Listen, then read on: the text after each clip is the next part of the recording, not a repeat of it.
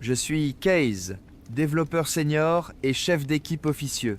Pas un manager, juste le type vers qui tout le monde se tourne quand ça part en vrille. Pendant des années, ma vie professionnelle était plutôt bonne. Je travaillais dans une petite division tech très efficace d'une grande entreprise ennuyeuse. Notre équipe fonctionnait comme une machine bien huilée.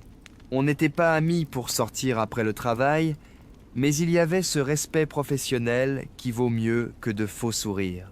Il y avait moi, l'organisateur, qui faisait en sorte que tout s'emboîte parfaitement. Icef, l'ancienne garde, presque 60 ans, avait tout vu. Magicien du code à l'ancienne, il écrivait des scripts qui étaient plus de l'architecture que du code. Tolérance zéro pour les conneries corporatives. Un peu grincheux, mais son travail était impeccable. Il était le socle de tout notre projet. Amir, l'homme le plus silencieux que j'ai jamais rencontré, disait 10 mots par semaine. Mais c'était notre architecte système, un véritable prodige. Tout le back-end, ce qui faisait fonctionner notre produit, était son bébé. Avec ses écouteurs, il faisait jaillir de la magie pure de son clavier. On ne lui parlait que si le bâtiment prenait feu. Et encore, on envoyait d'abord un email. Fabian, le FNJ, le nouveau jeune diplômé, intelligent et désireux d'apprendre, complétait le noyau de l'équipe. Il nous admirait tous, et chacun de nous lui servait de mentor à tour de rôle. Bon gars, juste besoin d'expérience réelle pour se débarrasser des réflexes de drone corporate. Quelques autres membres, juniors ou femmes de l'équipe UI-UX, faisaient leur travail et restaient discrètes. L'écosystème fonctionnait. Pas de drame, on livrait. Notre gros projet, Odyssey, était un chantier colossal. 2 ans de travail, et nous étions à 3 mois du lancement. Stress élevé, mais gratifiant. Résoudre des problèmes complexes et voir le progrès quotidien. Notre ancien patron Franck, un homme simple, disait « Je me fiche de comment vous le faites. Terminez à temps et ne brûlez pas le bâtiment. » Il nous protégeait des absurdités de la direction et nous laissait travailler. Puis, Franck a pris sa retraite. Quelques semaines de bonheur. Pas de manager, juste la productivité pure. On savait que ça ne durerait pas. L'email est arrivé. Présentation de notre nouvelle chef de département, Kathleen. Une photo corporate, mais avec ce regard spécifique, inimitable, beaucoup d'opinions, et elles sont toutes des faits. Son CV ne mentionnait aucun accomplissement technique. Pas de projet passé, pas de langage de programmation, pas d'expérience en architecture système, juste sa passion pour bâtir des équipes inclusives et dynamiques. Diplômée en quelque chose études, elle avait dirigé des initiatives de transformation culturelle dans sa précédente entreprise. Je regarde Isef, il a déjà lu l'email. Il secoue lentement la tête, le visage sombre. Il a déjà vu ce film. Jour 1, Caitlin arrive. Elle ne demande rien sur Odyssey, ni sur notre stack technique, ni sur la deadline imminente.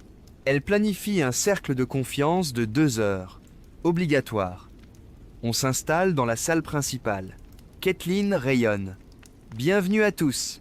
Je suis ravi de commencer notre chemin vers un espace de travail plus collaboratif et émotionnellement honnête. Fabian, fidèle à lui-même, acquiesce avec enthousiasme. Isef semble calculer la trajectoire optimale pour se jeter par la fenêtre. Amir reste figé, statue encapuchonnée. Caitlin nous fait partager notre état émotionnel et nos espoirs pour ce safe space. Exercice atroce. Quand vient le tour d'Amir, silence total. Après 10 secondes, elle applaudit et dit « Merci, Amir, pour ce silence contemplatif puissant. Je jure que j'ai vu un muscle bouger dans la mâchoire de Isef. À mon tour, je m'appelle Kaz, chef d'équipe. Je suis concentré sur le lancement d'Odyssey et j'espère assurer son succès. » Caitlin sourit faiblement. C'est merveilleux, Case, mais il faut séparer notre identité professionnelle de notre moi authentique. Comment se sent Case la personne? Je la fixe. Il se sent comme si la deadline était dans 3 mois. L'atmosphère gèle. La semaine suivante, les changements réels commencent. Nos stand-up matinales de 10 minutes deviennent des check-ins émotionnels de 45 minutes. On discute plus de la vibe de l'équipe que du code. Nouvelle règle, pas de langage négatif. Impossible de dire qu'un code est mauvais ou inefficace. Isef tente. Un module de Fabian contient un bug critique. Avant, il aurait dit « Gamin, c'est une catastrophe, laisse-moi te montrer ».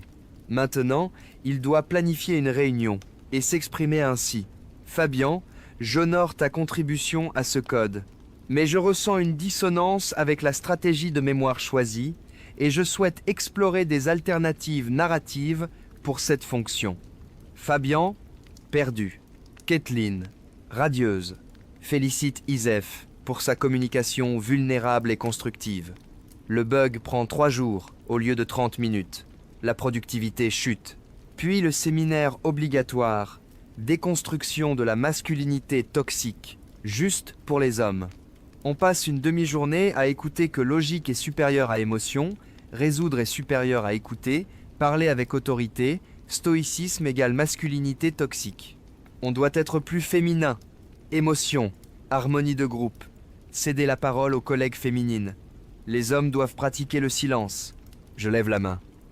Kathleen, nous sommes une équipe d'ingénieurs avec une deadline serrée.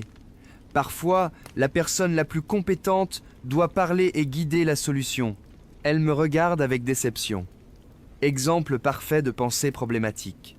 L'expertise individuelle n'a pas plus de valeur que la vérité émotionnelle collective. Impossible de discuter. Depuis ce jour, la masculinité toxique devient son explication pour tout. Retard, conflit technique, silence d'Amir. Fabian se plonge dans ses sentiments d'inadéquation lors des check-ins, pleure parfois. Kathleen adore, le félicite, mais son code chute de 70%. Les rares femmes de l'équipe adoptent parfois la philosophie de Kathleen, d'autres restent à l'écart. Isef et moi communiquons par un simple mouvement de sourcil. Un sourcil levé égale « tu te moques de moi », les deux égale « le projet brûle », Amir s'isole, arrive tôt, part tard, porte toujours son casque. Je fais tampon entre Kathleen et l'équipe. Je traduis ces directives en tâches réelles. X. Approche holistique de la sécurité des données égale refaire un audit de sécurité. Le projet Odyssey commence à s'effondrer. Fonctionnalités en retard, bugs en explosion, architecture propre de Isef et Amir, polluée par du code collaboratif mal pensé. Une fonction est écrite par 5 personnes en partageant leurs sentiments. Résultat prévisible. Direction s'inquiète, demande une revue majeure avec VP et directeur. Kathleen prépare une présentation non sur l'état du projet, mais sur notre croissance culturelle. Elle montre l'augmentation des expressions émotionnelles, témoignage de Fabian. Nous, Isef, Amir et moi, travaillons tard pour un rapport technique réel. Jour J, salle remplie de costumes, odeur de parfum et de panique. Kathleen parle de synergie, empowerment, paradigme. Les VP hochent la tête. Elle finit sur une image de personnes diverses plantant un arbre. Le VP produit, ancien ingénieur, prend la parole. Inspirant, Kathleen. Mes 3 fonctionnalités clés d'Odyssey ont 1 mois de retard et la dernière build est instable. Des explications? Silence. Kathleen rigide. Nous devons réévaluer nos métriques de succès. Construire une équipe saine prime sur des deadlines arbitraires. Le VP, ce n'est pas arbitraire. Ce sont des contrats de plusieurs millions. Quels sont les blocages techniques? Kathleen bafouille du jargon. Le VP regarde notre équipe. Il fixe mon regard. Case, la vérité? Avant que je ne réponde, Isef prend la parole calmement, factuellement. L'intégration du back-end avec la base de données échoue sous charge, car le nouveau middleware API conçu par comité est fondamentalement défectueux. Le module de sécurité a une vulnérabilité critique, car le patch approuvé n'a jamais été appliqué. La réunion de revue ayant été annulée pour une session de méditation d'équipe. Et notre algorithme principal fonctionne à 20% d'efficacité parce qu'un dev junior a réécrit en suivant son intuition et personne n'a pu le dissuader. 3 faits froids et vérifiables. Le silence est total. Caitlin, furieuse, tremble et pointe Issef. C'est exactement le comportement toxique et hostile que je dénonce. Elle se tourne vers les VP. Résistance au changement, culture d'agression masculine, les costumes regardent, immobiles. Personne ne défend, ni elle, ni lui. Ce moment brise quelque chose en nous. Le retour à notre département, 10 mètres de silence. Issef marche la tête haute, indifférent. Amir, comme toujours impénétrable, mais ses épaules sont tendues. Fabian a l'air de voir un fantôme. Nous retournons à nos bureaux. 1 heure plus tard, email de Caitlin. Avançons dans le respect mutuel. Passif-agressif. Nouvelle série de cercles de justice réparatrice pour soigner l'équipe. Pas besoin de nommer Issef, tout le monde comprend. Il lit, soupire comme un pneu qui se dégonfle, puis commence à taper. Pas du code. Sa lettre de démission. Le lendemain, sa chaise est vide. Son bureau nettoyé, clavier, mug et badge parfaitement centré. Disparaît proprement, professionnellement. J'ai appris plus tard par un ami RH. Issef a remis sa démission à la responsable, alliée de Caitlin. Elle tente le discours corporate. Départ drastique, dialogue nécessaire. Issef. Rien à discuter. Mon travail, c'est résoudre avec logique. Cet environnement est hostile à la logique. Donc, je pars. Elle menace. Réputation, départ sur mauvaise base. Il rit. Sa réputation repose sur 56 projets réussis, pas sur sa tolérance aux idiots. Il signe, part, ne se retourne jamais. Premier domino tombé. Caitlin a réagi avec une satisfaction visible. Lors du point quotidien, elle annonce. Un membre de l'équipe a choisi de partir pour un environnement mieux adapté à son style de communication. Elle encadre cela positivement. Une opportunité pour reconstruire une équipe plus collaborative et de confiance. Elle regarde Fabian. Il fixe ses chaussures, murmure qu'il est fatigué. L'enthousiasme a disparu. Le vrai problème, Issef n'était pas n'importe qui. Il était la mémoire institutionnelle du projet. Certaines parties du code historique, seul lui les comprenait. C'était aussi notre meilleur relecteur de code. Sans lui, le filet de contrôle qualité a disparu. Je le savais. Amir aussi. Même Caitlin devait s'en douter, même dans sa bulle de déni. Elle répartit les responsabilités de Issef à quelques juniors, dont Fabian donnait les commandes d'un 747 à un conducteur novice. L'ambiance passe de tendue à sauvage. Plus tard, je croise Amir près des serveurs.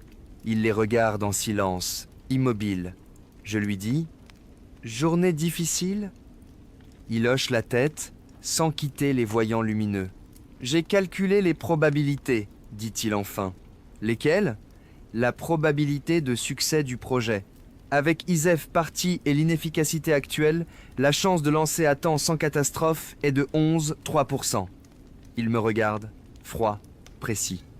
Niveau de risque, inacceptable. Je n'attache pas mon nom à un projet avec 7% de chance d'échec. Puis il retourne à son bureau et ferme la porte. Le lendemain matin, 5-0. Email automatique des RH. Amir a été licencié. Tous ses accès système ont été révoqués. Il n'est même pas venu. Il avait simplement envoyé sa lettre de démission dans la nuit. Logique, efficace, définitif. Si Issef était le premier domino, Amir est le séisme qui fait tomber toute la rangée. Amir n'était pas seulement la fondation, il était toute la structure porteuse d'Odyssée. Sans lui, nous n'avions pas seulement des bugs, nous avions un trou noir, là où se trouvait le back-end. J'entre au bureau comme un fantôme. Silence panique. Caitlin n'est pas encore là. Les juniors sont regroupés, terrorisés. Quand Caitlin arrive, furie et détermination dans le regard, elle ignore l'absence d'Amir. Elle applaudit. « Équipe, grosse journée. Nous avons des défis, mais avec énergie positive, nous pouvons tout surmonter. » Elle tente de projeter confiance, mais ses yeux trahissent l'inquiétude. Le navire coule, et elle essaie de sourire pour le cacher. Je sais que je dois agir. Je la suis dans son bureau et ferme la porte. « Caitlin, il faut parler. » « Qu'est-ce » Je suis très occupé à réallouer les ressources après la décision non professionnelle d'Amir de nous abandonner, dit-elle, sans me regarder. Il n'a pas abandonné l'équipe. Il a fait un choix logique. Sans Youssef et Amir, le projet est mort. Nous sommes face à un échec total. Elle lève enfin les yeux, visage déformé par la colère. Je suis fatigué de ce négativisme. Cette attitude défaitiste est exactement le type de mentalité toxique que j'essaie d'éliminer. Vous n'êtes pas des joueurs d'équipe. Vous êtes des dinosaures incapables de vous adapter à un nouveau paradigme collaboratif. Nous sommes mieux sans eux. Je n'en crois pas mes oreilles. Ils n'étaient pas des dinosaures. Youssef et Amir étaient les deux ingénieurs les plus compétents de toute l'entreprise. Ils tenaient le projet entier. Vous les avez chassés. Quand l'échec arrivera, ce sera votre responsabilité. Ses yeux se plissent. Me menacez-vous, Case? Calmeux, je réponds. Non, je démissionne. Considérez ça comme mes 2 semaines de préavis, ou si vous préférez, 2 minutes. Ma lettre est déjà tapée. Je la pose sur son bureau. Pour la première fois, son masque de confiance tombe. Une panique vraie traverse son regard. Elle a perdu son tampon, le gars qui traduisait son charabia en réalité. Vous ne pouvez pas. Vous êtes le chef d'équipe. Qui va gérer le projet? Je réponds avec un calme glacial. Bonne question. Vous devriez former un comité pour explorer vos sentiments à ce sujet. Je sors de son bureau. Elle reste assise, fixant ma lettre comme un serpent venimeux. L'effet est immédiat. Je retourne à mon bureau pour récupérer mes affaires. Quelques collègues viennent me serrer la main, chuchotant leur soutien. Fabien s'approche, brisé. Il a suivi les nouvelles règles, s'est exposé, a été félicité, et maintenant il se retrouve au milieu d'un chaos brûlant, sans mentor, sans leadership, avec une charge de travail impossible. « Tu pars vraiment ?» murmure-t-il. « Oui. Il n'y a plus rien à faire ici. » Il regarde les bureaux vides de Youssef et Amir, les visages paniqués des juniors. Elle m'avait dit que j'étais l'avenir de l'équipe, que mon intelligence émotionnelle valait mieux que leur ancien mode rigide. « Et tu te sens précieux maintenant ?» Il secoue la tête, une larme coule. Il a été utilisé. Son ambition et son désir de plaire ont été manipulés contre ceux qui l'admiraient. Il était le parfait exemple d'une idéologie échouée, destinée à être bouc émissaire. Il dit « Ils ont toujours été bons avec moi », parlant de Youssef et Amir. « Ils m'ont tout appris. »« Je sais », réponds-je. Je termine de ranger mes affaires. En me dirigeant vers la sortie, je vois Fabien revenir à son ordinateur. Il ouvre un document vierge et commence à taper. Il est le dernier d'entre nous et il écrit sa propre sortie. La panique de Kathleen devient totale lorsqu'elle reçoit la démission de Fabien 1 heure après la mienne. Tout le noyau technique masculin de l'équipe a disparu. En 48 heures, son architecte senior, son ingénieur senior, le chef d'équipe et le junior le plus prometteur partis. Il ne reste que quelques designers UI sous le choc et quelques juniors terrifiés, incapables de distinguer un schéma de base de données d'une liste de courses. Odyssey, le produit phare à plusieurs millions de dollars, est devenu un navire fantôme. Kathleen, paniquée, tente de réagir. Elle convoque une réunion d'urgence avec les quelques employés restants et se lance dans un long monologue sur la fragilité masculine et le fait que les hommes auraient fui un challenge parce qu'ils ne supporteraient pas de travailler sous une forte leader féminine. Personne ne la croit. Tout le monde connaît la vérité. Ils ont tous vu ce qui s'est passé. Sa réaction suivante est de recruter d'urgence des remplaçants. Les annonces sont publiées en ligne, cherchant des ingénieurs collaboratifs et émotionnellement à l'écoute. Les descriptions valorisent presque uniquement les compétences interpersonnelles, la culture d'entreprise et relèguent les compétences techniques à l'arrière-plan. Mais le milieu tech est petit. Les recruteurs appellent et entendent le même refrain. « Ah, c'est l'équipe où tout le monde a démissionné ? Non, merci. Aucun ingénieur compétent ne touche ce département. Il est radioactif. » Pendant ce temps, le projet se délite activement. Un serveur critique, maintenu par Amir, commence à générer des erreurs. Personne ne connaît le mot de passe-route. Amir, dans sa logique efficace, l'avait changé la semaine précédente pour la sécurité, et le nouveau mot de passe était sans doute dans un document de transfert qu'il n'a jamais eu le temps de rédiger. Tout le système est verrouillé. Un client important appelle pour voir une démo d'une fonctionnalité que Isef développait. Personne ne trouve le code source. Il était probablement sur sa machine locale, effacé le jour de son départ. Caitlin est vue en train de hurler au téléphone. Elle tente d'ordonner à l'équipe de résoudre le problème. Mais ils n'ont pas les compétences. Ils ne connaissent pas le système. Ils ressemblent à des médics sur un champ de bataille, sommés de pratiquer une chirurgie cérébrale. La fin arrive environ 2 semaines après mon départ. Le VP produit, le même que lors de la réunion catastrophique, organise une revue finale d'Odyssée. Ce n'est pas une revue, c'est une exécution. J'entends l'histoire via mon ami des RH qui était aux premières loges. Caitlin arrive avec un rapport de 30 pages détaillant une prétendue campagne de sabotage menée par Isef, Amir et moi. Elle tente de se présenter comme la victime d'une attaque sexiste coordonnée. Le VP ne laisse même pas passer la première page. Il glisse une seule feuille, un rapport financier, le budget du projet, les revenus prévus et les pénalités massives que l'entreprise doit maintenant payer pour ne pas avoir livré aux clients. Les chiffres sont brutaux, des millions partis en fumée. Le VP coupe. Oubliez l'expérience sociologique, Caitlin. Expliquez-moi ces chiffres. Votre travail était de livrer un produit. Vous avez échoué. Et vous avez systématiquement détruit l'équipe capable de le construire. Vous avez transformé un actif précieux en une catastrophe. Caitlin tente de répondre avec ses mots-clés sur la culture et l'inclusivité. Il l'interrompt. Je me fiche de la culture. Je m'intéresse au fait que notre produit phare est réduit en cendres. La culture que vous avez bâtie est une culture de l'échec. Elle est licenciée sur le champ. La sécurité l'escorte dehors. Pas de cercle de justice, pas de cercle de confiance, juste un carton et une sortie humiliante. Quelques semaines plus tard, nous nous retrouvons, Isef, Amir, Fabian et moi, dans un bar tranquille en centre-ville. La première fois que nous sommes tous ensemble depuis l'explosion. L'ambiance n'est pas sombre, elle est soulagée.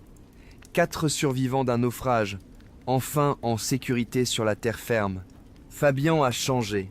L'énergie nerveuse a disparu, remplacée par une confiance tranquille.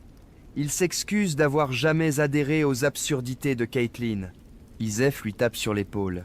L'important, c'est ce que tu as appris. Amir, fidèle à lui-même, reste presque silencieux, mais sourit légèrement. Il écoute tandis que nous racontons nos histoires de guerre. Une bonne nouvelle arrive. Une petite entreprise concurrente, affamée mais sérieuse, a entendu parler de nous. Leur CTO, un ingénieur pragmatique, me contacte. J'ai entendu que vous avez une équipe de stars sur le marché. Je me fiche du drame. Je veux construire du bon logiciel. Vous êtes intéressé ? Je réponds. Nous venons en package de 4. Il accepte immédiatement. Il nous engage tous, crée une division spéciale pour nous. Je deviens chef officiel. Isef et Amir sont promus ingénieurs principaux avec de fortes augmentations. Fabien entre dans un programme accéléré de mentorat sous leur supervision. Ils nous donnent les ressources pour construire notre propre Odyssée, correctement cette fois. Nous sommes assis là, avec de meilleurs emplois, un meilleur salaire et un futur débarrassé de la bureaucratie. Nous levons nos verres. Isef, dans un rare moment d'éloquence, propose le toast. À la masculinité toxique, nous trinquons tous.